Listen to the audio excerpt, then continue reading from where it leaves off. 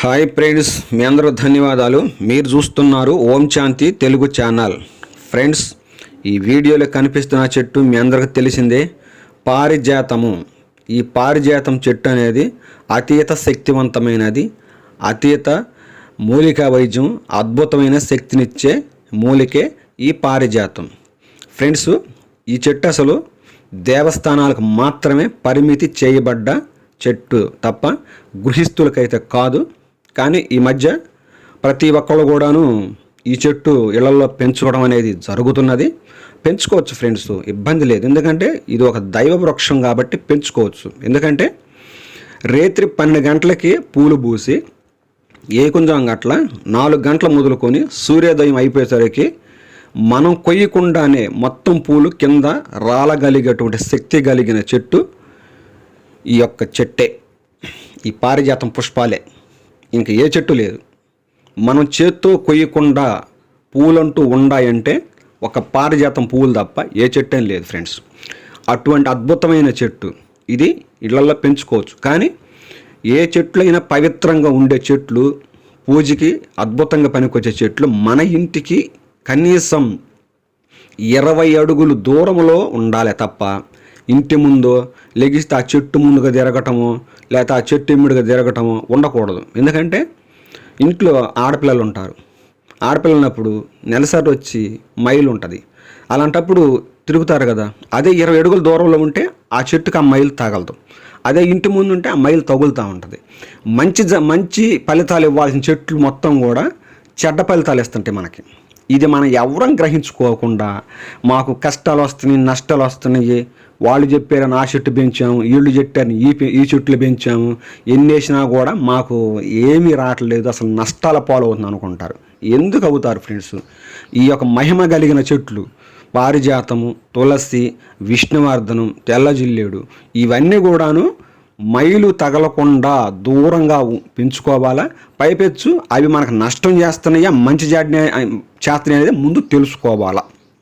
అలాగనే ఈ పారిజాతం మొక్క అనేది ప్రతి ఒక్కళ్ళు లక్ష్మీకరంగా పెంచుకోవాలి. కానీ అంత దూరంలో ఉంటేనే పనిచేసేది తప్ప ఇళ్ళ ముందు ఇంటి ఆవరణలో దగ్గరకు వేసుకొని పెంచుకొని కష్టాలు పడవద్దు ఫ్రెండ్స్. ఎందుకంటే అతీత శక్తివంతమైన చెట్టు పారిజాతం. ఎందుకంటే సూర్య భగవానుడు రశ్మి తగలంగానే ఒక్క పువ్వు కూడా ఉండదు చెట్టున. అన్ని పూజకి ఉపయోగించుకోండి అని రాలిపోతాయి కింద. అందువల్ల మనం కొయ్యకుండా కింద పడ్డ పూలతోటి పూజ చేసి ఏకైక వృక్షం పారిజాతం తప్ప ఏ చెట్టు లేదు.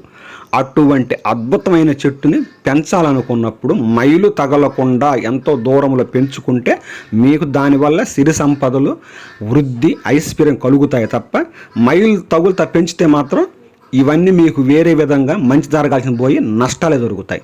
ఇది గ్రహించుకోండి. పోతే దీని గుండా మనకు ఒక వైద్యం ఉన్నది, అది మీకు చెబుతాను వినండి ఫ్రెండ్స్. ఈ యొక్క పూలు ఉంటాయి కదా, ఈ పూలు అనేటివి ఒక గుప్పిడి తెచ్చుకోండి. గుప్పిడి తెచ్చుకొని ఒక గ్లాసు నీళ్ళు ఒక పాత్రలో పోసి ఈ పూలు మొత్తం దాంట్లో వేసేసి బాగా 1/2 గ్లాసు నీళ్ళు వచ్చేంత వరకు కాయండి. కాసేసి వడకట్టుకొని పొద్దున్నే గ్లాస్ తాగండి. ఇలా తాగుతున్న ఎడల మన శరీరంలో సంభవించు సర్వరోగ నివారణం చేయటంలో అద్భుతంగా పనిచేసిద్ది. తలనొప్పి, కళ్ళు మంటలు, కళ్ళు సురుకులు, కడుపులో ఉన్న అల్సర్ వ్యాధులు, కాలేయ వ్యాధులు, కిడ్నీ టోన్స్, మూత్రవ్యాధి అనగా మంటలు, సురుకులు వస్తుంటాయి. నడుము నొప్పి, నడుము పోట్లు వస్తుంటాయి.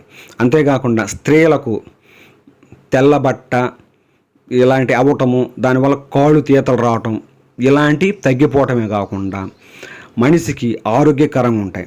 దీని కాయలు, వెండికాయలు ఉంటాయి కదా, వీటిని సేకరించుకొని మనం పూసుకునే కొబ్బరి నూనెలో ఒక 10-20 కాయలు వేస్తే నానుతూ ఉంటాయి బాగా. ఆ నాని ఊట వస్తుంటుంది కొబ్బరి నూనెలో. అవి పూసుకుంటే తలకు శుభ్రంగా వెంట్రుకలు పెరగటంలోనూ అద్భుతంగా పనిచేసిద్ది.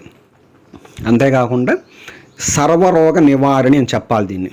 ఒక తల మొదలుకొని అరికాళ్ళ వరకు సంభవించు అతీతమైన రోగాలను అద్భుతంగా తగ్గించటంలో ఈ చెట్టు నెంబర్ 1గా పనిచేసిద్ది. అయితే డైలీగా తాగాల. ఇవాళ తాగాము రేపు పొద్దున్న తాగాలనుకోకూడదు. లేదనుకో వారానికి 2 తడవలు లేకపోతే 3 తడవలు అయినా సరే దొరికితే డైలీ తాగండి. లేకపోతే ఇలా తాగుతుంటే సర్వరోగ నివారణ అంటంలో అద్భుతంగా పనిచేసే మూలికే ఈ యొక్క వృక్షం ఫ్రెండ్స్. మీ అందరూ దీన్ని ఉపయోగించుకుంటారని ఆశిస్తున్నాను.